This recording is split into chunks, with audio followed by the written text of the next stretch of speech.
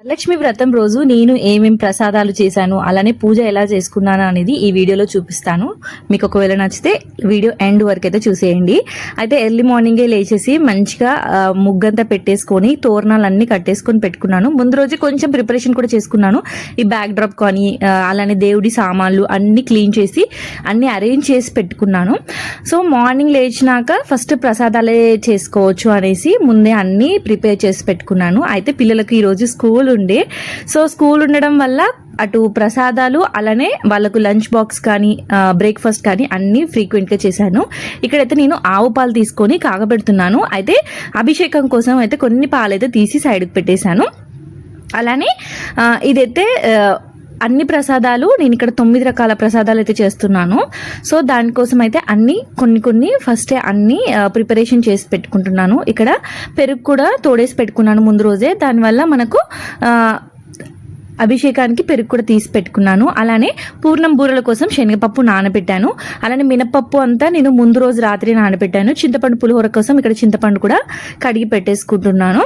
So మనకు పని అనేది ఈజీగా అయిపోతుంది. ముందు రోజు శనగలు పొద్దున నానబెట్టేసి ఈవినింగ్ అంతా స్టెయిన్ చేసి పెట్టుకున్నాను. దానివల్ల ఏంటంటే మనకు కొంచెం మొలకెత్తుతాయి విత్తనాల్లాగా. అలానే బెల్లం ముందే రోజు తురుము పెట్టుకున్నాను. కాజు బాదం అన్ని కట్ చేసి పెట్టుకున్నాను. ఇక్కడ శనగపప్పు ఉడకపెట్టుకొని మంచిగా పౌడర్ చేసి పెట్టాను. మనకు ఒకవేళ పూర్ణం బూరెలు కావాలంటే మన ఛానల్లో ఉన్నాయి, కావాలంటే ఒకసారి చెక్ చేయండి. ఇక్కడ రైస్ నేను పులిహోర, దద్దోజనం, పరవాన్నం మూడిటికి కలిపి ఒకటేసారి పెట్టేశాను. నేను లాస్ట్ ఇయర్ ఈ వీడియోస్ అన్ని చేశాను, బట్ ఈ ఇయర్ అయితే చేయలేదు. మీకు కావాలంటే లింక్ అనేది కింద ఇస్తాను, ఒకసారి చెక్ చేయండి. ఇక్కడ పులిహోర కోసం అయితే రైస్ అయితే తీస్తున్నాను. ఆ తర్వాత పరవాన్నం, దద్దోజనానికి అయితే అందులో కొన్ని పాలు వేసేసుకొని మళ్ళీ కొంచెం ఉడకపెడితే మెత్తగా అవుతుంది రైస్. సో ఈజీ ప్రాసెస్ అన్నట్టు, ఇది వేరే సపరేట్ చేయకుండా మనకు ఈజీగా అయిపోతుంది ఇలా చేయడం వల్ల. అలానే పులిహోర పులుసు కూడా చేసి పెట్టుకున్నాను. ఇక్కడ వెనక సైడ్ అయితే పూర్ణం బూరెల కోసం అయితే వెనక బెల్లం అయితే కరిగిస్తున్నాను. సో ఈజీగా అయిపోతుంది. ఆ లోపు ఈ మధ్యలో గ్యాప్లో నేను వడపిండి పట్టేసుకున్నాను, శనగపప్పుని మిక్సీకి పట్టేసుకున్నాను. ఈ రైస్ కూడా అయిపోయింది. ఇప్పుడు ఈ పూర్ణం పప్పు అంతా మంచిగా మెత్తగా పట్టేసుకొని ఇదంతా పాకంలో కలిపేసుకున్నాను. అయితే పూర్ణం బూరెల్లోకి నెయ్యి ఎక్కువగా ఉంటే ఈ పప్పులో టేస్ట్ చాలా బాగుంటుంది. ఇదంతా మంచిగా మిక్స్ చేసుకున్నాక కొంచెం నెయ్యి వేసుకోండి, అప్పుడు టేస్ట్ అనేది ఇంకొంచెం ఎన్హాన్స్ అవుతుంది. అలానే నేను పూర్ణం బూరెలు పైన దానికి పిండి కోటింగ్ కోసం నేను పిండి సపరేట్గా నానబెట్టలేదు. మనం ఆల్రెడీ వడ చేస్తాం కదా, సో వడలోనే కొంచెం పిండి తీసుకొని అందులో కొంచెం మైదా వేసి బ్యాటర్ అయితే ప్రిపేర్ చేసుకున్నాను. సపరేట్గా పిండి అయితే చేయలేదు. చూసాడా, ఇక్కడ పూర్ణం లోని స్టఫింగ్ అయితే పూర్ణం బూరెలకు స్టఫింగ్ అయితే రెడీ అయిపోయింది. పప్పు మంచిగా నెయ్యి వేసేసుకొని చేసేసుకున్నాను. ఇవన్నీ చేయడం నాకు ఫాస్ట్గా అయిపోయింది. కొంచెం లేట్ అయింది పూజ కూడా, ఎందుకంటే ఈ ప్రసాదాలన్నీ చేసి పిల్లల్ని స్కూల్ పంపించేసరికి చాలా టైం పట్టింది.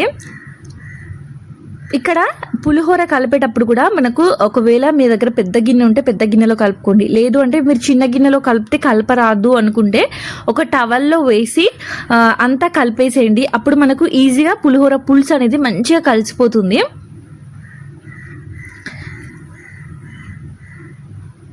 ఇక్కడ నేను ఇలా కలపడానికి ట్రై చేశాను, బట్ ఆ రైస్ అనేది మొత్తం చితికిపోతుంది. సో తర్వాత దాన్ని అయితే మంచిగా టవల్లో వేసేసి మిక్స్ చేసేసాను. సో మనకి ఈజీగా ఉంటుంది ఇలా చేయడం వల్ల. అలానే మీకు ఒకవేళ మెత్తగా అవుతుంది రైస్ అనే డౌట్ ఉన్నా కానీ ఆ ఎక్సెస్ వాటర్ అంతా కూడా టవల్ అయితే పీల్చుకుంటుంది. మీరు వేరే బౌల్లో వేసినా కానీ పెద్ద బౌల్లో వేస్తే పీల్చుకోదు. మనం టవల్లో వేస్తే ఆ ఎక్సెస్ వాటర్ కానీ ఏదైనా ఉన్నా కానీ మనకు టవల్ అనేది మంచిగా పీల్చుకుంటుంది. ఫైనల్గా తాలింపు అయితే వేశాను. అయితే మెయిన్గా మనము ఏదన్నా పూజలకు కానీ దేవుళ్ళకి నైవేద్యం పెట్టిన ప్రసాదాలు అయితే టేస్ట్ అయితే చాలా చాలా బాగుంటాయి కదా.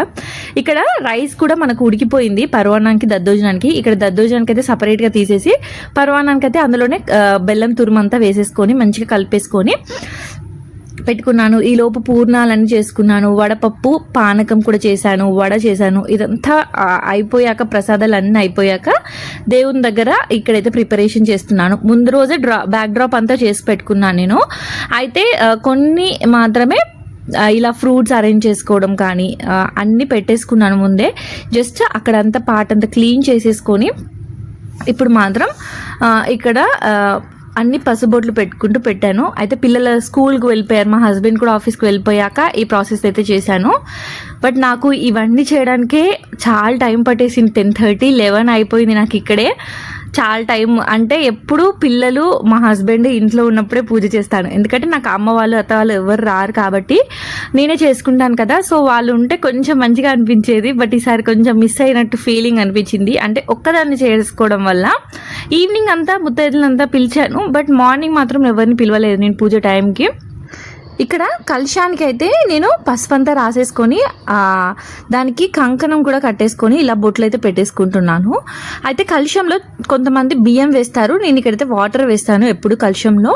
అందులోనే వాటర్లో 1 రూపీ కాయిన్, అలానే పసుపు, కుంకుమ, అలానే అక్షింతలు, ఒక పువ్వు, అలానే మామిడి ఆకులు, ఇవి మాత్రమే వేస్తాను కలశంలో. ఆ వాటర్ తర్వాత నెక్స్ట్ డే వచ్చేసి చెట్లకి వేసేస్తాను.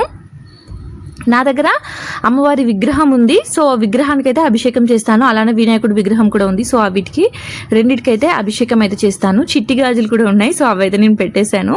నా దగ్గర అమ్మవారికి సంబంధించిన ఏ ఉన్నా కానీ ఇక్కడైతే అన్ని పెట్టేశాను. ఎందుకో అక్కడికన్నా నాకు దేవుడి రూమ్లో పెట్టడం కన్నా ఇలా అమ్మవారి దగ్గర పెడితే నాకు ఇష్టము. సో అందుకే నేను ఎప్పుడు పెడతాను ఇవి గౌరమ్మ సెట్ కానీ, లేదంటే గవ్వలు కానీ, అన్నీ ముత్యాలు నాకు నచ్చినవన్నీ ఇక్కడైతే పెట్టేసుకుంటాను. దీంతో పాటు నేను ముందు రోజు ఏమేమి కావాలో లిస్ట్ రాసి పెట్టుకున్నాను, ఆ రోజు ఏం కావాలో లిస్ట్ కూడా పెట్టుకున్నాను. సో మొత్తం అంతా చేసి పెట్టుకున్నాక ఒకసారి అప్పుడు లిస్ట్ అంతా చెక్ చేసి ఓకే అన్నీ ఉన్నాయి అన్నప్పుడు వ్రతంలో అయితే కూర్చుంటాను. అప్పుడు మనకు ఎటు కదలాల్సిన అవసరం ఉండదు కదా.